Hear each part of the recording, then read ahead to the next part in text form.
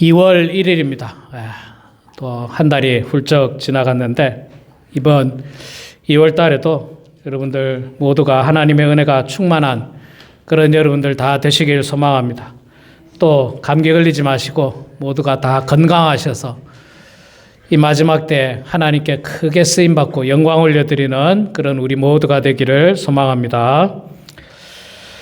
우리가 신앙생활을 오래 하다 보면 특히 나이가 좀 들다 보면 이제는 교회에서 다 한 것 같다. 나는 할 만큼 했다. 이제는 좀 쉴 때가 된 것 같다. 이렇게 가끔 생각하는 분이 있을 수 있습니다. 그러나 성경에서는 그렇게 표현하지 않습니다. 그리고 성경에 있는 많은 사람들이 나이와 관계없이 정말 하나님 앞에 가는 그날까지 최선을 다하는 모습을 우리는 많이 봅니다. 우리가 잘 아는 모세가 그랬죠. 모세는 80세에 하나님 부름을 받았습니다. 그리고 120세까지 그는 하나님의 사명을 끝까지 감당했어요. 이스라엘 백성들을 출애굽시켜서 광야로 인도하고 광야에서 가나안 땅으로 가는 그 험난한 여정 가운데 아주 나이 많은 노인인 모세가 그 일들을 이루었습니다. 모세뿐만 아니죠. 오늘 우리가 말씀을 통해서 보게 되는 사도 바울도 역시 마찬가지입니다. 사도 바울이 로마서를 쓸 때가 AD 한 62년, 60년 이 정도쯤으로 학자들이 이야기하고요. 이 날로부터 한 10년 좀 안 되게 한 9년, 8, 9년 안에 바울은 죽습니다. 순교를 당하게 되고요. 사실은 이날부터 우리가 이제 말씀을 여기서 봤지 않습니까? 쭉 봤을 때 바울이 어디 가기를 원했습니까? 로마로 가기를 원했지만 여러 번 막혔다 그랬죠. 그래서 내가 다음에 서바나로 갈 계획이다. 스페인으로 갈 계획이다. 그런데 가기 전에 잠깐 어디를 들린다고 이야기합니까? 이게 25절에 보니까 그러나 이제 내가 성도들을 섬기는 일로 예루살렘에 간다 하죠. 예루살렘에 가서 잡힙니다. 예루살렘에 가서 잡히고 그 다음에 로마로 이제 압송되고 가이사르로 압송됐다가 후에 석방이 잠시 됐다가 다시 로마에 잡히고 그리고 그는 감옥에서 이제 생을 마감하게 됩니다. 물론 로마 감옥에서도 여전히 복음 전한 사람이 사도 바울입니다. 그 감옥이라고 하는 게 다양한 게 있는데 황제 앞에서 재판을 받기 전까지는 가택연금이에요. 일종의 가택연금. 이 셋집을 구해서 전세방을 구해서 거기 살면서 군인들이 지키고 있고 자유가 없습니다. 그래서 사람들을 오라고 그래서 그 안에서 복음 전했던 사람이 사도 바울입니다. 그리고 이때 나이가 비교적 노년이었습니다. 역시 비교적 노년이었어요. 그래서 성경에 많은 사람들은 노년임에도 불구하고 열심히 복음 사역을 전했습니다. 성경적으로 보면요, 하나님 나라에는 은퇴가 없습니다. 은퇴가 없어요. 또 사명에도 은퇴가 없습니다. 여러분들의 힘이 다하는 날까지 최선을 다하는 겁니다. 우리 교회 내규로 보면 은퇴 나이가 없습니다. 이 한국 교회가 아주 오래전에 만들어 놓은 전통적인 은퇴 나이가 70세예요. 근데 여러분 요즘 70세들은요, 아주 정정합니다. 아주 정정해요. 아주 정정하시고, 오히려 더 많은 일들을 할 수 있습니다. 은퇴를 하셨기 때문에 시간적인 여유도 있어서 많은 일을 할 수 있고, 젊었을 때는 선교 한번 갈래도 못 가잖아요. 비즈니스 해야 되고, 가게 문 열어야 되고, 직장 다녀야 되고. 근데 이제 70세 되면 이제 은퇴하셨으니까 시간이 돼요. 시간이 돼요. 젊었을 때는 처자식 먹여 살린다고 돈이 없어요. 빠듯해요. 없는 게 아니라. 근데 이제 70세쯤 되면 이제 자녀들도 결혼했을 가능성이 많고, 자기들 이제 할 거 다 하고, 이제 우리 성도님들 몸만 건사하면 되는 정도니까 재정적으로 그렇게 쪼달리진 않습니다. 뭘 맛있는 거를 많이 먹지도 못하시고 그런 걸 찾아가기도 그렇고 막 쓸 데가 없어요. 별로 돈을 막 젊었을 때보다도 쓸 데가 없는 경우입니다. 그래서 돈에 여유가 있을 수도 있어요. 그렇기 때문에 오히려 나이가 들어서 하나님의 일을 하는데 훨씬 더 좋을 수가 있습니다. 물론 이제 육신의 건강이 정말 힘들어서 걷기가 어렵다든지 뭐 어떤 몸을 움직이기가 어렵다든지 혹은 때로는 정신적으로 어려움이 찾아오게 되면 그때는 뭐 하나님의 일을 제한을 많이 받을 수 있겠죠. 선교를 못 갈 수도 있고 뭐 직접적인 봉사를 못 할 수 있고 그럼에도 불구하고 할 수 있는 일이 있어요. 사실은 할 수 있는 일이 얼마든지 있습니다. 격려하는 일, 목회자를 격려하는 일, 선교사님을 격려하는 일, 또 힘든 사람을 격려하는 일. 그 뭐 크게 힘쓰는 일 아니잖아요. 전화로 격려할 수도 있고 요즘은 문자를 많이 하지 않습니까? 문자를 통해서 목사님 힘드시죠? 장로님 요즘 많이 힘드시죠? 이 격려가 있잖아요. 얼마나 힘이 되는지 아세요, 여러분? 얼마나 힘이 되고 얼마나 용기를 주는지 모릅니다. 이런 일을 할 수 있잖아요. 이런 일들뿐만 아니라 무엇보다도 교회를 위해서 기도하는 일, 성도를 위해서 기도하는 일, 이런 일들이 참으로 우리가 나이가 많아도 또 육신이 연약해도 할 수 있는 일입니다. 사도 바울은 나이가 많았음에도 불구하고 여전히 복음에 미친 사람이었습니다. 복음에 미친 사람. 옛날에는 여러분 아시다시피 이때는 뭐 무슨 변변한 교통수단이 없었습니다. 배가 제일 좋았고 그 외에는 뭐 낙타를 타고 가거나 걸어가거나 뭐 이랬는데 그 예루살렘에서부터 그 주변에 계속 복음을 전했죠. 사도 바울은 1차 전도 여행, 2차 전도 여행, 3차 전도 여행 계속 복음을 전했습니다. 지금도 이 로마서를 쓰고 있는 이 지역이 고린도 지역으로 추정을 하고 있습니다. 고린도 지역에서 로마에 있는 성도들에게 편지를 하면서 내가 너희들에게 한번 가려고 하는데 여러 번 길이 막히더라. 이 로마가 중요했지 않습니까? 로마가 그때는 제국이었고 모든 길은 로마로 통한다라고 할 만큼 로마가 아주 중심이었습니다. 다행히 바울이 로마에 가지 않았음에도 불구하고 로마에 교회가 있었어요. 그리스도의 교회가 있었습니다. 누가 개척을 했는지 알 수 없습니다. 뭐 베드로라는 이야기도 있고 뭐 그 외에 이름 없는 사람이라는 이야기도 있고 그런 사람들이 모여서 교회를 만들었다는 이야기도 있는데 어쨌든 바울이 하질 않았어요. 분명한 사실입니다. 왜냐하면 가지 않았다고 스스로가 이야기하고 있지 않습니까? 그래서 내가 가기를 여러 번 바랬는데 길이 이상하게 막히더라. 이상하게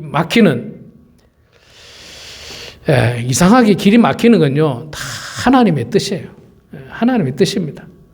바울은 아마 이때 갔으면 벌써 잡혔을 거예요. 벌써 잡혔을 겁니다. 우리도 이렇게 사역을 하다 보면, 살다 보면, 기도를 하는데 내 뜻대로 안 될 때가 참 많이 있습니다. 내 뜻대로 안 될 때가 많이 있어요. 우리 교회를 한번 방문하시는 분들이 있지 않습니까? 가끔 우리 교회를 나올까 하고 방문하는 사람. 그런 사람들이 분명히 있습니다. 저는 그런 사람들이 있으면 그런 사람들을 위해서 정말로 하루도 빠지지 않고 기도하고 있어요. 하루도 빠지지 않고. 행여나 올까? 오기를 간절히 바라는 마음에서 기도하죠. 근데 내 뜻대로 안 될 때가 있어요. 안 올 수가 있습니다. 안 오는 경우가 더 많아요. 실제로. 오는 경우도 있지만 안 오는 경우도 많아요. 오는 분들은 지금 여기 앉아 계셨던 분들이고 안 오는 분들도 많아요. 참 기도를 많이 했는데도 불구하고 왜 하나님께서 내 기도를 안 들어주실까? 왜 이렇게 길이 막힐까? 이런 생각을 해봅니다. 그런데 그렇게 또 기도하고 묵상하다가 하나님께서 분명 하나님의 때에 그 일들을 이루어 주실 것이다. 혹은 다른 사람을 통해서 하나님께서 그 일들을 이루어 주실 것이다. 혹은 정말 하나님께서 큰 어려움을 막아 주시려고 그러실 수도 있다. 이런 마음을 가지고 여전히 하나님 앞에 기도하고 있습니다. 사도 바울도 역시 마찬가지였어요. 여러 번 막혔습니다. 그래도 바울은 포기하지는 않았어요. 잠시 미뤄뒀을 뿐입니다. 포기하지는 않았습니다. 고린도 지역이 지금으로 말하면 터키 그쪽입니다. 그쪽인데 거기서 이제 바울이 로마, 지금에 있는 로마, 지금도 로마 아시죠? 로마에 가려고 계획을 했는데 여러 번 막혔다 했습니다. 근데 바울이 뭐라고 이야기하냐면 그 다음 절에 보니까 이제는 이 지방에 일할 곳이 없어서 또 내가 예전부터 언제든지 서바나로 갈 때 너희에게 가기를 바라고 있었으니, 사실 바울의 원래 목표는 서바나였어요. 스페인이죠. 지금으로 말하면 스페인. 스페인 가보신 분 계시죠? 스페인이 유럽에서 가장 서쪽에 있습니다. 사실 정확하게 말하면 포르투갈하고 스페인하고 붙어 있죠. 제일 서쪽에. 저처럼 여러분들이 다 안 가보셔서 전혀 모르시고 있네요. 예, 스페인이 제일 서쪽에 있습니다. 그리고 영국도 여러분 이렇게 위도상으로 보면 영국도 스페인에 비하면 약간 동쪽이에요. 이렇게 줄로 그어 보면 스페인이 제일 끝입니다. 그래서 그 당시 사람들은요, 이 사도행전에 나오는 땅끝까지 이르러 복음을 증거돼야 된다라고 하는 이 땅끝이 바로 서바나였어요. 서바나, 스페인이었습니다. 거기가 유럽의 끝이지 않습니까? 유럽의 끝, 스페인. 바울은 그 하나님 말씀 그대로 땅끝까지 복음을 전하는 게 꿈이었어요. 꿈. 그가 꿈이었어요. 그런데 스페인으로 가는 길에 로마가 있지 않습니까? 로마가 있으니까 가는 길에 내가 로마에 들려서 너희들을 만나기를 소망했습니다. 그리고 로마에 가서 지도자들을 만나고 성도들을 만나고 또 복음을 전하고 또 권면하고 위로하고, 또 그 당시 로마가 제국이었기 때문에 로마에서 복음을 잘 전하면 그 복음이 전 세계로 퍼져나갈 수 있는 기회가 될 수 있지 않습니까? 그래서 사도 바울은 여러 번 로마에 가기를 소망했습니다. 그렇지만 하나님께서는 어쨌든 그 길을 막으셨고, 그럼에도 불구하고 서바나로 스페인을 향해서 가려고 하는 마음이 바울에게는 있었습니다. 여러분, 우리도 마찬가지입니다. 난 목사님 이제 몸이 안 돼가지고요 못 갑니다. 건강이 안 돼서 못 갑니다. 예, 이제는 뭘 할 수가 없어요. 할 수 있습니다. 어떤 방법으로든지 할 수 있습니다. 사실은 꼭 가야만 되는 건 아니에요. 예, 가서 직접 복음을 전하는 우리 사라 선교사님 같은 그런 선교사님도 계시고, 또 갈 수 없어서 보내는 선교사가 될 수도 있습니다. 물질적으로 후원하고 또 기도하고 또 뭐 할 수 있는 대로 여러 가지 방법을 가지고 선교사님들을 위해서 섬길 수 있는 방법들은 사실 여러 가지 있습니다. 또 해외 선교만이 뭐 하나님의 일을 하는 건 결코 아닙니다. 꼭 뭐 어디 아프리카를 가야 되고 멕시코를 가야 되고 그런 것만 아니에요. 우리 주변에서 예수를 믿지 않는 사람들, 하도 그동안 교회 나가자고 했는데 그동안 여러 번 거절해서 이제는 나가고 싶어도 먼저 말을 꺼내기 어려운 사람들이 있을 수 있습니다. 또 교회를 다니다가 상처를 받아서 참 위축되고 이 교회도 못 나가고 저 교회도 못 나가고 아무 교회도 못 나가고 집에서 기도만 하고 있는 사람이 있을 수도 있습니다. 누구라도 나한테 손을 좀 내밀어 주면 내가 마지 못해서라도 그냥 나가겠는데 아무도 손을 안 내밀어 주는 경우들이 있습니다. 얼마든지 있을 수 있어요. 저는 그렇게 확신합니다. 그들에게 우리가 손을 내미는 것, 그것도 하나님 나라의 귀한 일을 감당하는 거예요. 직접 못 찾아가도 전화 통화를 통해서, 문자를 통해서, 따뜻한 손편지를 통해서 우리가 얼마든지 복음을 전할 수가 있는 것입니다. 자, 그렇게 사도 바울은 어떻게 하든지 복음을 전하려고 애썼던 사람입니다. 그런데 바울의 계획이 약간 다른 계획이 있습니다. 25절에 보면 내가 서바나를 가려고 했는데 가기 전에 내가 잠깐 예루살렘에 들려야 한다. 25절에 보니까 그러나 이제는 내가 성도를 섬기는 일로 예루살렘에 가노니, 예루살렘에 가는 이유가 뭡니까? 마게도냐와 아가야 사람들이 예루살렘 성도 중 가난한 자들을 위하여 기쁘게 얼마를 연보하였습니다. 마게도냐와 아가야에 있는 사람들이 예루살렘 교회를 도와달라고 헌금을 했다는 거예요. 그래서 이 헌금을 가지고 사도 바울이 예루살렘 교회를 가려고 했습니다. 여러분, 예루살렘 교회가 어떤 교회입니까? 교회 중에 몇 번째 교회입니까? 가장 먼저 생겨난 교회죠. 첫 번째 교회입니다. 교회 중에 가장 먼저 생겨난 교회. 그 교회가 모태가 되는 거예요. 모태가 되고 모교회입니다. 그 교회에서 흩어진 사람들이 흩어져서 복음을 전해서 이제 곳곳에 가서 교회를 세우게 된 거죠. 그러니까 교회의 모태는 예루살렘 교회, 예루살렘 교회. 근데 이 예루살렘 교회가 고난과 박해로 말미암아서 큰 어려움을 겪고 있었어요. 성도들이 취직을 할 수 없었고, 성도들이 유대인들로 말미암아서 고난을 많이 받고 있었고, 그래서 교회가 굉장히 어려웠습니다. 굉장히 어려웠는데 그 소식을 전해 듣고 마게도냐와 아가야 사람들이 헌금을 한 거예요. 헌금. 옛날에는 헌금을 연보라고 했죠. 연보라고 했습니다. 근데 이제 쉬운 말로 헌금을 바꿨는데 참 연보라고 하는 좋은 말을 이렇게 성경에서 사용하고 있어요. 연보를 해서 사도 바울이 이것을 들고 예루살렘 교회로 가려고 한다. 그렇게 이야기를 하고 있습니다. 우리가 그 하나님께로부터 받은 은혜 가운데서 이 처음 은혜, 첫사랑 참 소중하죠. 저도 교회를 지금까지 제가 5개의 교회를 섬겼더라고요. 모 교회에서 이제 전도사로 나가서 사역자로 4번째 교회, 지금 우리 범원 한인교회까지 4교회를 섬겼고, 한국에서 2교회, 미국에서 2교회, 그리고 모 교회, 이래서 5교회를 제가 섬겼었는데, 지금 제가 섬기고 있는 우리 범원 한인교회가 정말 저에게는 제 모든 것을 드린 교회이고, 또 은혜를 많이 받은 교회이고, 또 하나님으로부터 축복을 많이 받은 교회인 것은 분명한 사실입니다. 그런데 또 한편으로는 제가 신앙생활을 시작했던 모 교회, 한국에 있는 제 모 교회, 우리 어머니가 아직도 다니고 있는 그 교회에 대한 사랑은 뭔가 아련해요. 뭔가 아련해요.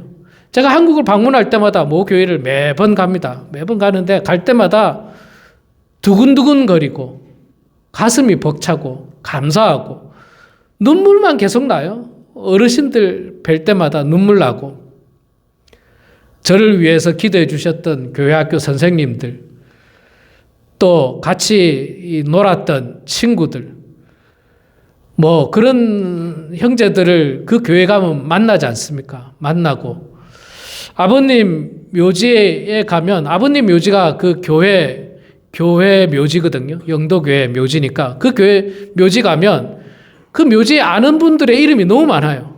아는 분들의 이름, 옛날에 장로님들, 집사님들, 권사님들 이름이 너무 많아요.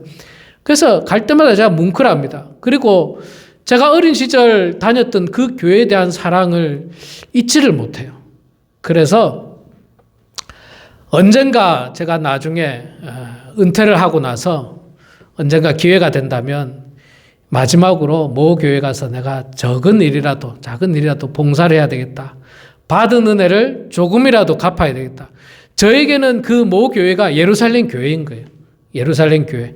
그 교회에 대한 은혜를 잊지 못하는 겁니다. 어떻게 하든지 섬기고 싶고, 어떻게 하든지 나누고 싶은 그런 마음들이 있는데, 사도 바울이 바로 그런 사역들을 했던 것입니다.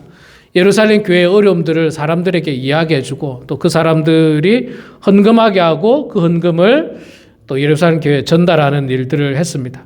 바울에게 있어서 선교는 어찌 보면 가장 중요한 일이었습니다.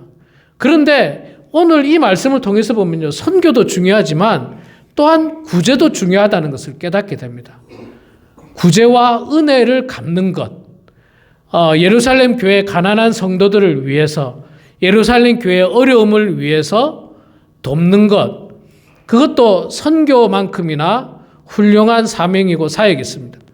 지금이야 여러분 뭐 선교지를 간다 그러면 뭐 차를 타고 가도 되고 비행기를 타고 가도 되고 뭐 웬만하면 하루 안에 다 갑니다. 웬만하면.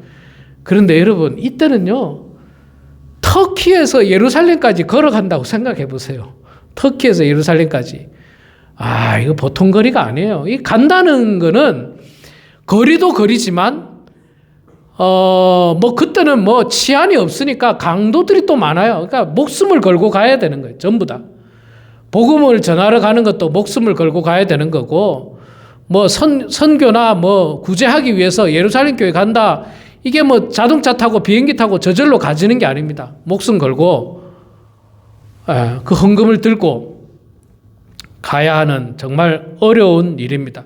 그럼에도 불구하고 사도 바울도 역시 마찬가지로 예루살렘 교회를 통한 은혜를 자기가 받았거든요. 예루살렘 교회를 통해서 은혜를 받았기 때문에 그 은혜를 조금이나마 보답하고자 예루살렘 교회가 어려운 것에 대해서 그는 구제하고 섬기기 위해서 갔던 것입니다. 자, 이 일들을 위해서 사도 바울은 성도들에게 무엇을 이야기하고 있느냐면요.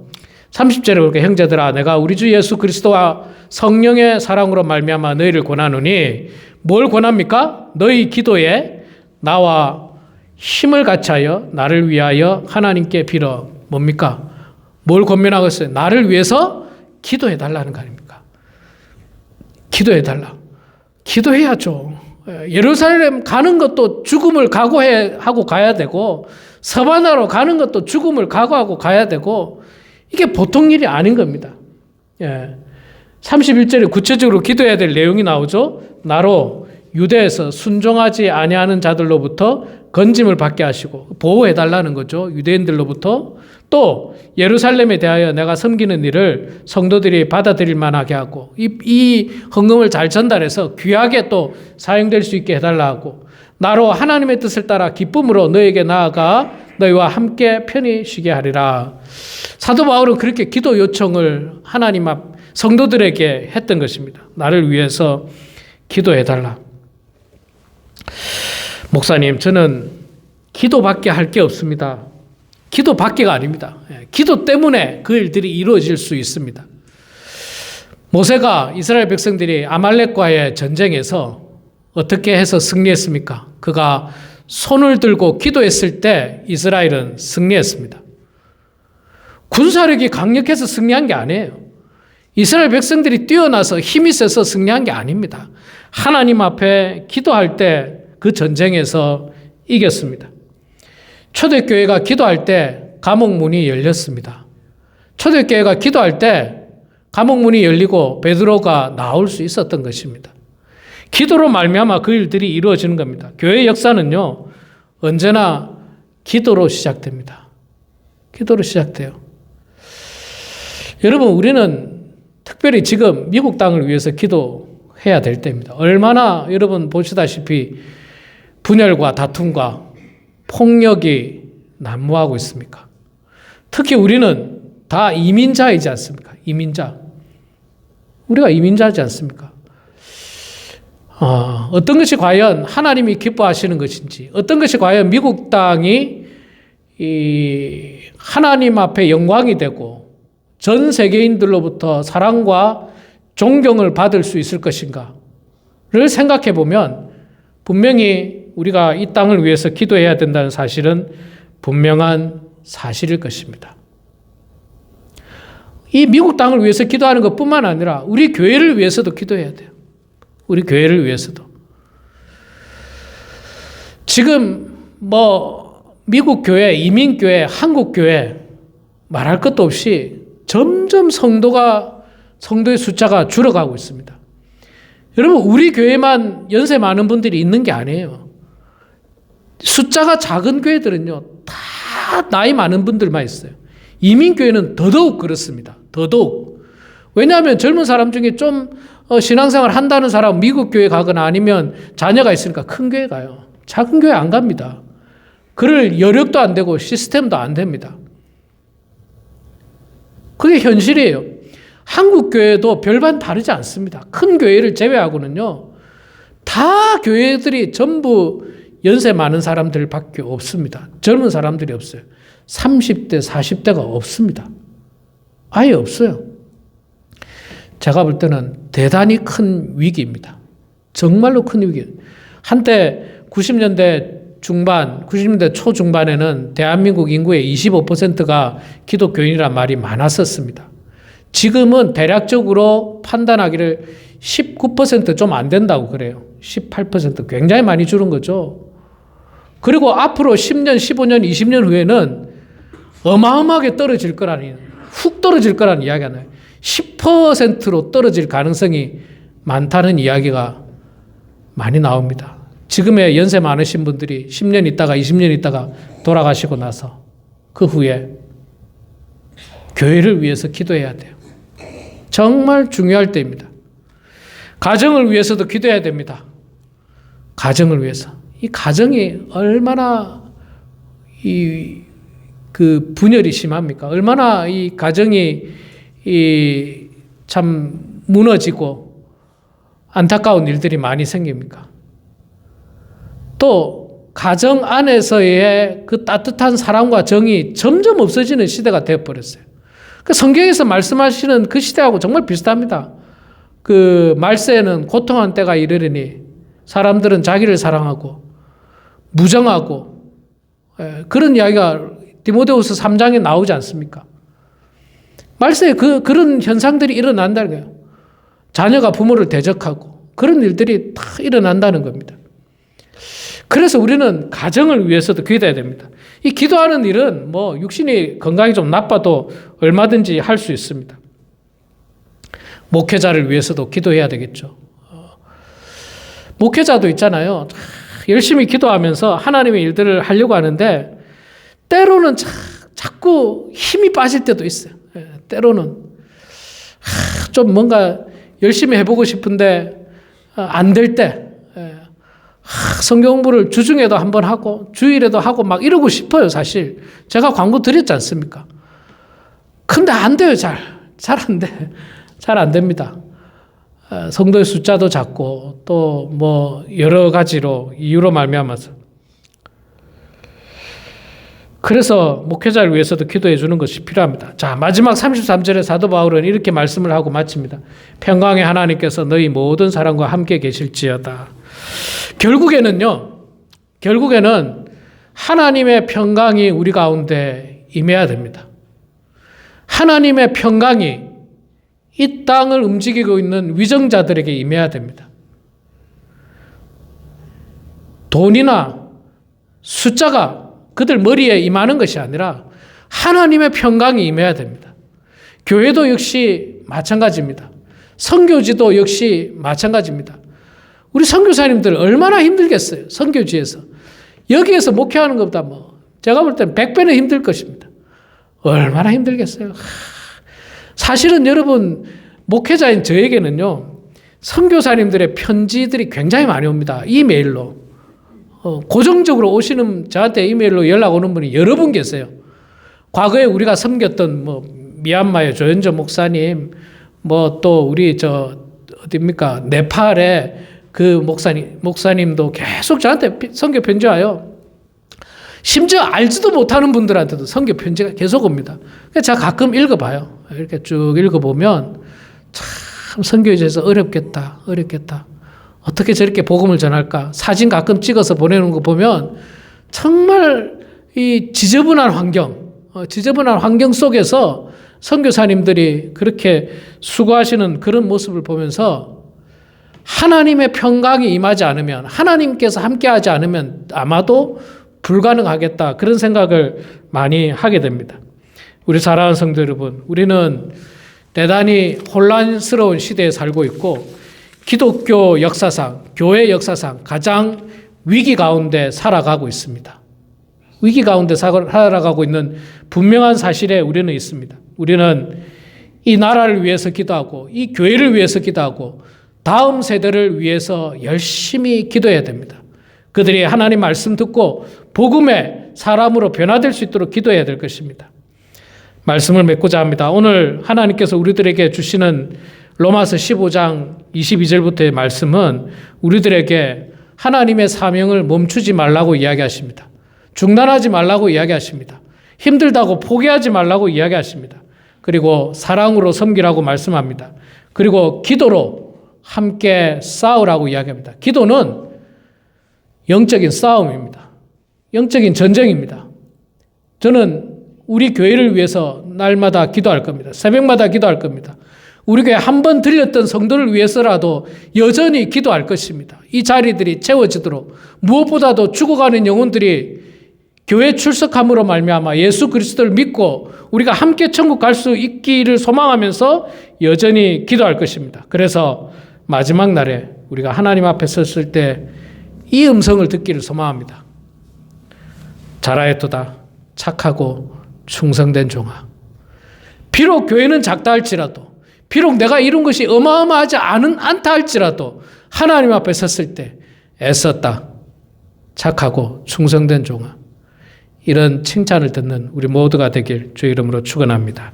기도하겠습니다. 사랑의 하나님, 은혜를 감사합니다. 하나님, 우리도 바울처럼 끝까지 사명을 붙들고 살게 하여 주시옵소서. 기도로 동역하게 하시며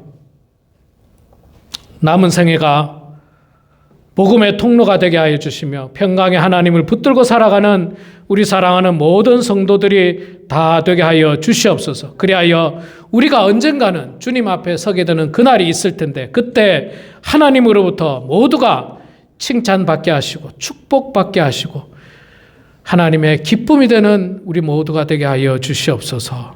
예수님의 이름으로 기도드리옵나이다. 아멘.